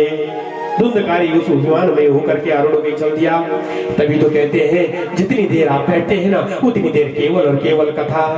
क्योंकि आप सोचते हैं कि हमने 2 अक्षर पढ़ के हम ज्ञानी बन गए, नहीं। अदृढ़ं सहतं ज्ञानं प्रमादेन हतं श्रुतं संदिग्धो इह तो मंत्र व्यग्रचितो हरो जपा। एक बात ध्यान रखना, ज्ञानी तो है लेकिन उसमें दृढ़ता नहीं है। अदृढ़म ही हतम ज्ञानम, अगर ज्ञान में दृढ़ता नहीं है तो समझ लेना वो ज्ञान किसी काम का है नहीं। प्रमादेन हतम श्रुतम, आप कथा तो सुन रहे हैं लेकिन आपके मन में प्रमाद चल रहा है, आपका ध्यान इधर उधर है, समझ लेना आपने कुछ सुना ही नहीं। संदिग्धो यतो मंत्र, आप मंत्र जाप कर रहे हैं लेकिन मन में दुविधा है, होगा इस मंत्र से कुछ की नहीं भी होगा। मन में जहां संदेह पैदा हुआ समझ लेना आपने किसी प्रकार का कोई मंत्र जाप नहीं किया। और आप जप कर रहे हैं और आपका चित्त व्यग्र है, व्याकुल है, तो समझ लेना आपका जप आपको कोई फल देने वाला है नहीं। इसलिए जब भी कभी कोई कथा सुनो, कोई मंत्र जाप करो, कोई पूजा इत्यादि करो, उस समय केवल और केवल भगवान का नाम। सारे जितने श्रोता बैठे थे सब उदास हो गए, एक के लिए कथा है, जरूर हमसे कोई भूल हुई है। गोकर्ण जी कहते हैं दुखी होने की आवश्यकता नहीं है महाराज।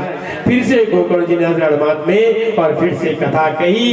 अब के जितने श्रोता थे सबने सोचा कोई भूल नहीं होनी चाहिए और एकाग्रचित होकर के जब कथा सुनी है और दोबारा फिर से 7 दिन की कथा जो गोकर्ण जी ने सबको सुनाई है, तो जितने श्रोता उतने विमान प्रकट हो गए।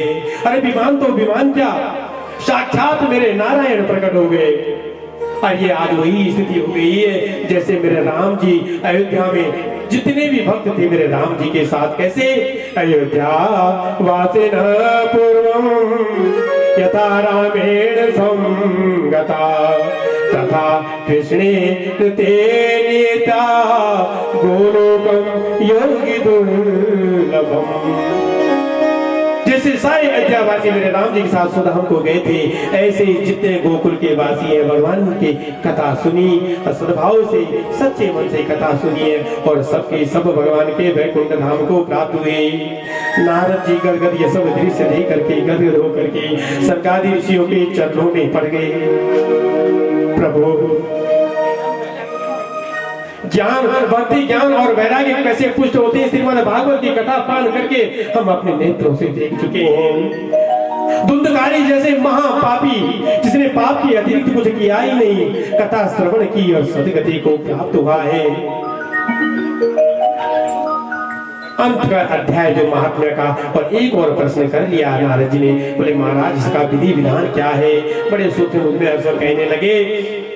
बोले कम यदि सकाम भाव से कथा करनी है तो मुहूर्त निकालना पड़ता है, और यदि निष्काम भाव आपके अंदर मन में खुशी जागृत हो रही है, मेरे पुत्र मेरे पत्नी सब कुछ अच्छे अच्छे जॉब में सब अच्छे लोग कमा रहे, ठीक ठाक धन संपत्ति सब ठीक ठाक है, और निष्काम भाव करके कथा करने चाहते हैं तो किसी मुहूर्त की आवश्यकता नहीं है। बहुत सारे लोगों के मन में एक ही बात है, भागवत तब की जाती है जब किसी के पिता मरते हैं, जब किसी की माता मरती है। नहीं, निष्काम भाव यदि कथा करना चाहो तो कोई मुहूर्त की आवश्यकता नहीं है। कम से कम 5 ब्राह्मणों का वर्ण करना चाहिए, ब्राह्मण पर ब्राह्मण होने चाहिए। सुंदर व्यासपीठ की स्थापना कीजिए, और व्यासपीठ पर यथा योग्य, भागवत जी ने लिखा है व्यासपीठ पर यथा योग्य ही व्यास के रूप में व्यास जी का वर्ण करना चाहिए। इन 7 दिनों में व्यास को साक्षात नारायण के तुल्य माने। एक एक बार बोले कथा मध्य में, कथा के अंत में संगीत भजन कीर्तन इत्यादि भी होना चाहिए, क्योंकि इस कलयुग में निंद्रा देवी नित्य निरंतर हमारे सर के ऊपर मंडराती रहती है। बोले महाराज ये सब तो ठीक है, ये कि भोजन की व्यवस्था बड़ी गड़बड़ है, क्योंकि आजकल तो बहुत नहीं, आजकल नहीं व्यवस्था ही नहीं। बहुत सारे लोग घर बैठे होते ना, क्या करो इतना सुंदर पराठा बनाए आज बारी क्यों का पराठा पर जो का नहीं क्या नौकी कथा हमारे कथा को थाली नहीं कुछ ठीक है भरपेट जाओगा, बड़ी दुविधा होगी। खाने में जान लगी ध्यान कथा पर डर का मारा चल भूख करो दो आज या खाए न पेट पकड़ी कर बैठी प्यास में भाई लंबी कथा किस दुआई एक कथा कब समाप्त कब हम घर जाकर भोजन कर लेना वह व्यवस्था भी और मानव सरकारी से पता याद की भोजन के विषय में कुछ नहीं। भोजनम द्वारम ने कथा श्रवण कारकम यदि भरपेट भोजन करके आप आए और कथा सुनने में आपको कोई विघ्न बाधा नहीं पड़ रही है तो भरपेट भोजन करके आए। और यदि भरपेट भोजन करके कथा में आपको बाधा पड़ रही है कि ज्यादा भोजन कर लिया, आलस्य आ गया, उन्माद आने लगा, निद्रा देवी सर पर आने लगी, तो अल्पाहार करके फलाहार करके ही आइए। इसलिए भोजन के विषय में किसी प्रकार का भी कुतर्क अपने मन में ना रखें। और संगीत की बात करी और जैसे संगीत की बात की नारद जी ने अपने वीणा हाथ में उठा दी।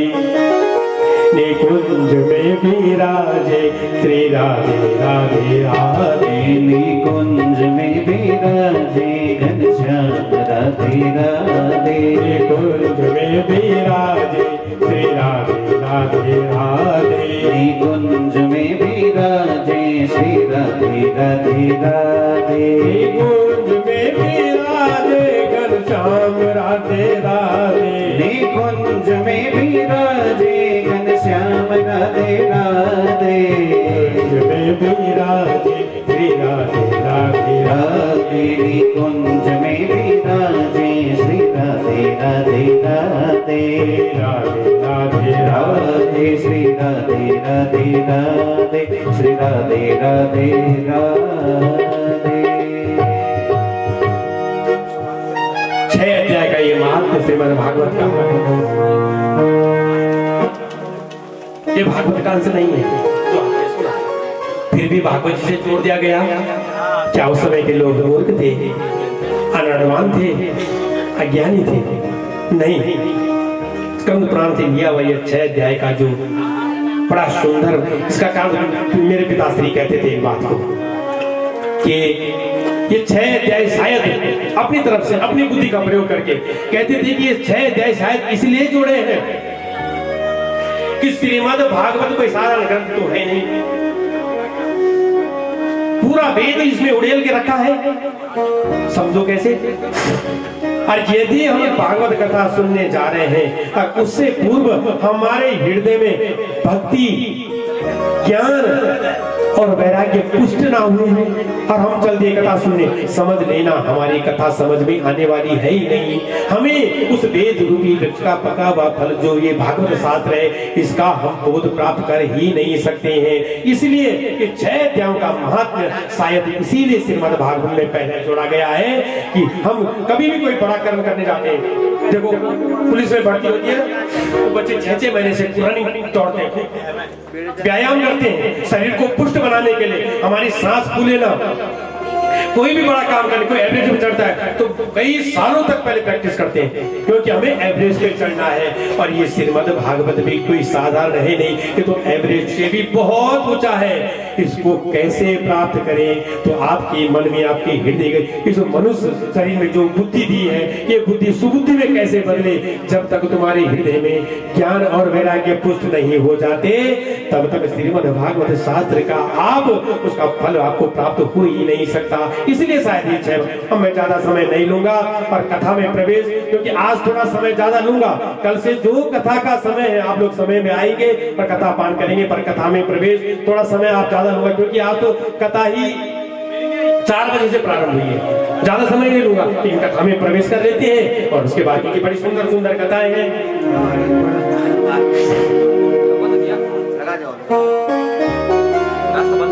जन्माद्यस्य यतोन्मयादितरतः सार्थेष्वभिज्ञस्वरा तेने ब्रह्महृदायादिकवये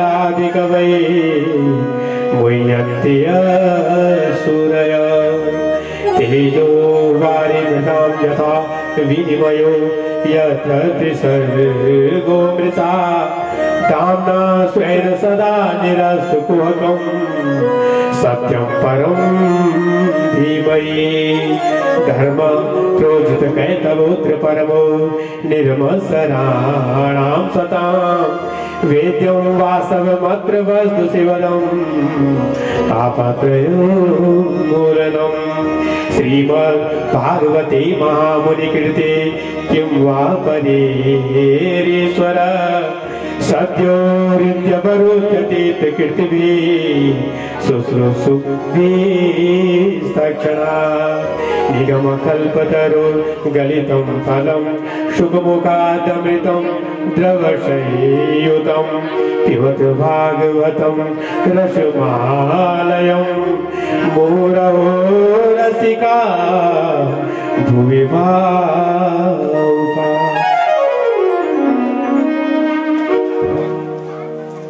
मित्रों, लक्ष्मी स्वरूपा मेरी माँ है।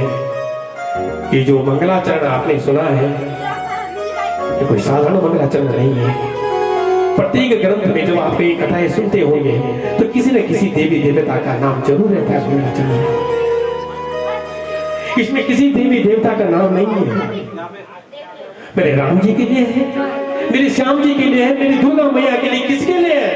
किसी देवी देवता का नाम इस मंगलाचरण में लिया ही नहीं है। एक एक करके कहते हैं 108 प्रति बन चुकी है, जिसमें व्याख्या हो चुकी है इसकी। कैसा दिव्य होगा ये मंगलाचरण। और ये मंगलाचरण जो है ये शार्दूल विक्रीडित छंद में लिखा गया है। ये होता है सिंहावलोकन विधि। आपने सुना होगा सिंहावलोकन। सिंह का क्या नियम है? सिंह 4 कदम आगे बढ़ता है, 4 कदम पीछे देखता है। इस सिंह की विशेषता है सिंहावलोकन विधि ही। इसलिए शार्दूल विक्रीडित छंद में इसने कहा कि सिंहावलोकन विधि के नियम से अनुसार मंगलाचरण हमको प्राप्त हुआ है। किसको रटे, किसको ध्यान? यहाँ पर प्रश्न उठता है कि तो व्यास जी ने और ब्रह्म सूत्र से ही श्रीमद् भागवत को प्रारंभ किया है, क्यों? ब्रह्म सूत्र का पहला सूत्र है अथा तो ब्रह्म जिज्ञासा, और दूसरा सूत्र जन्माद्यस्य यतः, ये जो अभी आपने मंगलाचरण में पढ़ा। इसके मायने क्या? जन्माद्यस्य यतोन्मयादितरतः जन्मादि विकार रहितस्य, जन्म मरण के विकार से जो रहित है। जन्माद्यस्य यतोन्मयादितरतः चार्थेषु विज्ञस्वराट्, अर्थेषु किस निमित्त हेतु? अर्थेषु कंस बदनादि प्रयोजनेषु स्वराट्। मेरा प्रभु बीच गोपियों के बीच में उन्होंने ऐसा स्वरूप बनाया है, सारे गोपों के बीच में केवल और केवल मेरे प्रभु शोभायमान दिखते हैं, दिव्य और भव्य दिखते हैं। स्वराट् तेने ब्रह्म हृदय आदि कवये। ध्यान से सुनने वाली बात है। ब्रह्मादि कवि जैसे और पहुंच के रह गए, भगवान का चरित्र जान नहीं सके। क्यों? कि अभी तक तो ये पता ही नहीं चला ये मंगलाचरण है किसका। एक ने तो कह दिया, बोले भैया मुझे तो एक बात का भान लगता है। क्यों? सत्यम परम धीमहि, जो ये शब्द आया है सत्यम परम धीमहि, तो सत्य सत्य शब्द तो जब मेरे प्रभु का प्राकट्य हुआ था तब सभी देवताओं ने और गर्व स्तुति की थी। सत्य प्रथम सत्य परम सत्यम, सत्य से योनि निहितम च सत्य, सत्य से सत्य मृत सत्य नेत्रम, सत्यात्मकम तम शरणम प्रपन्नहम। सत्य सत्य कह के मेरे प्रभु को पुकारा था। ये मंगलाचरण किसी और का है नहीं, ये मंगलाचरण लगता है साक्षात मेरे कृष्ण का है, साक्षात मेरे नारायण का है। बोले अच्छा, अरे जिसके चरण जब प्रकट हुए तो देखो नियम कैसे, और चतुर शब्द का प्रयोग किया है यहाँ पर। क्या चतुरता दिखाई? अरे पैदा हुए मथुरा में और चले गए गोकुल में, और कंस को भनक तक नहीं लगी। ब्रह्मादि जैसे कभी और पहुंचे के रह गए कि भगवान है भी, अरे भगवान है तो ये तो अभी तू धमकाता है। ले ली भगवान की परीक्षा, और भगवान ने जिस सृष्टि की, ब्रह्मा जी ने भगवान की सृष्टि को छीन के और ब्रह्म लोग ले गए, और भगवान ने उसी प्रश्न में भगवान ब्रह्मा जी के प्रश्न के रूप में और पूरी सृष्टि और बाल बालों की धरती पर प्रकट कर दी। ऐसे मेरे सत्यनारायण भगवान है, ये कोई दूसरा तो हो ही नहीं सकता। आदि कवैया बलराम जैसे भगवान के बड़े भैया हैं, 1 वर्ष तक लीला करते रहे, रोज ग्वाल वाले घर आते रहे, और बलराम भैया ने बोला, एक गोपाल ये क्या लीला है तेरी? प्रत्येक ग्वाल वाले में मुझे तू दिखाई देता है, प्रत्येक बछड़े में मुझे तू दिखाई देता है। बोले भैया तुम्हें आज पता चला? 1 वर्ष हो चुका है भैया इस लीला को करते होते। बोले लाला तेरी लीला तू जाने, धर्मातिशयतोन्मयाति ततः शारदेश्वरीभ्यस्वरः तेने ब्रह्महृदाय आदि कवये मुह्यन्ति यत् सूर्य बड़े बड़े सूर्यों को जो मोहित कर दे मुह्यन्ति यत् सूर्य तेजो वारी मृदाम यथा विनिमयो यत्र तिसर्गो मृषा तिसर्ग क्या भगवान के तीन नाम द्वारिका मथुरा वृंदावन जब कभी तुम्हें लगे तो बद्री धाम भगवान के जो भी अपना जीवन काल में पर इन तीन धामों में भगवान का अपने शरीर को पूर्ण रूप से भगवान के चरणों में आश्रित कर देते हैं उसको सदगति प्राप्त होती है। ऐसे भगवान का बड़ा सुंदर मंगलाचरण किया है और अंत में कहा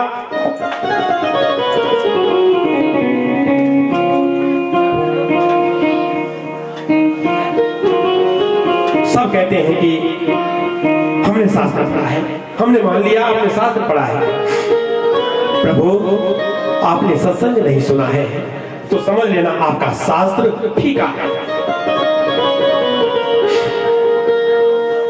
बड़ा सुंदर तीसरे श्लोक के रूप में, क्योंकि इसमें तो बहुत व्याख्या बहुत अगर इसकी व्याख्या करें लोगों तो 2-4 दिन भी लग सकते हैं, क्योंकि दूसरे श्लोक में अनुबंध चतुष्टय बताया है कि भागवत सुनने का अधिकारी कौन है, इसका प्रयोजन क्या है, विषय क्या है, कौन सुन सकता है इस कथा को, उसका अधिकारी कौन है। बड़े सुंदर व्याकरण की और तीसरे श्लोक में माना सीधा सीधा कह दिया हो निगम कल्पतरोर गलितम फलम शुक मुकादमृतम द्रव संयुतम। निगम कहते हैं वेद के लिए, वेदों से पका हुआ ये जो फल है, पहले मैं साधारण अर्थ बता देता हूं उसको।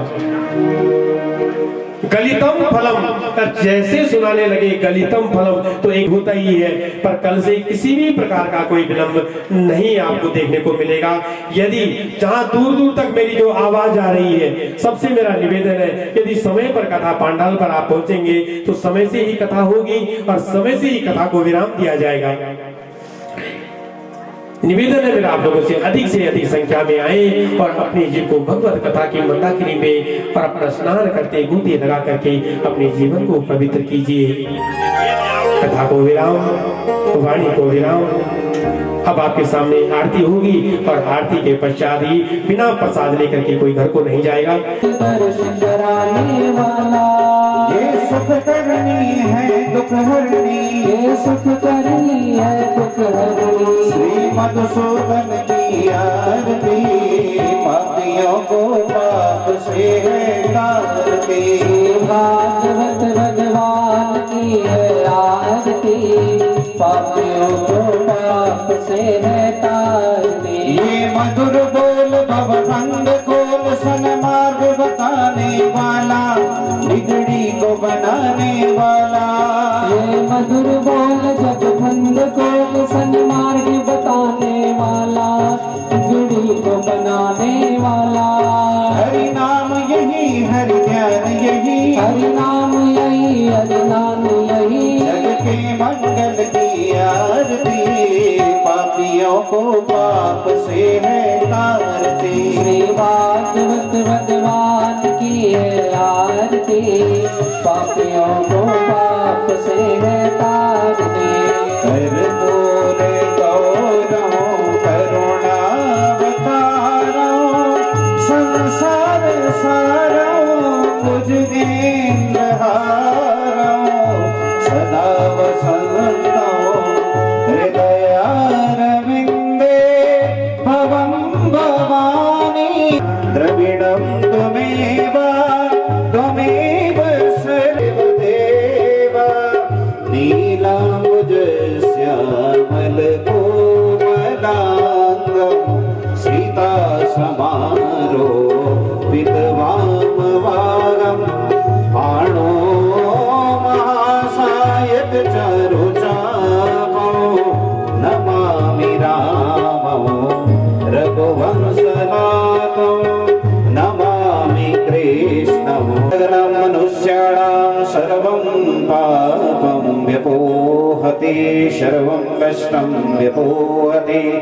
जलेन शीतलीकरणं पुष्पै देवताभिवन्दनं, हस्ताभ्याम् आत्मवन्दनम्। आरार्तिक्यग्रहणं हस्तौ प्रक्षाल्य, हस्ते पुष्पम् आदाय पुष्पेण मन्त्रपुष्पाञ्जलिम्। ॐ जजनेनज्ञमयजन्त देवास्तानि धर्माणि वाः। ॐ राजाधिराज महाराजाय प्रशय्यसायिने नमो वयं वै श्रवणाय कुर्महे शमे कामान् कामकामाय मह्यं कामेश्वरो वै श्रवणो दधातु कुबेराय वै श्रवणाय महाराजाय नमः ॐ विश्वतः चक्षुरुत विश्वतो मुखो विश्वतो बाहुरुत विश्वतसभात् सम्भाव्यान्नमदिशम्पतत्रयरध्यावा भूमि जनयन् देवैकः सेवन्तिकावकुलचम्बकपाटिलाब्जै पुन्नागजातिकरवीररसालपुष्पैः बिल्वप्रभालतुलसीदलमञ्जरीभिः त्वां पूजयामि जगदीश्वर मे प्रसीद श्रीलक्ष्मीनारायणाभ्यां नमः सर्वेभ्यो वावाहि प्रतिष्ठितदेवताभ्यो नमो नमः दिव्यमन्त्रपुष्पाञ्जलिं समर्पयामि ॐ जयतीर्थानि प्रचरन् दिशगास्तानि घङ्गिणः देकाग्निसहस्रयोजनेव धन्वानि तन्मसि नमः श्रीराधा हमारो धन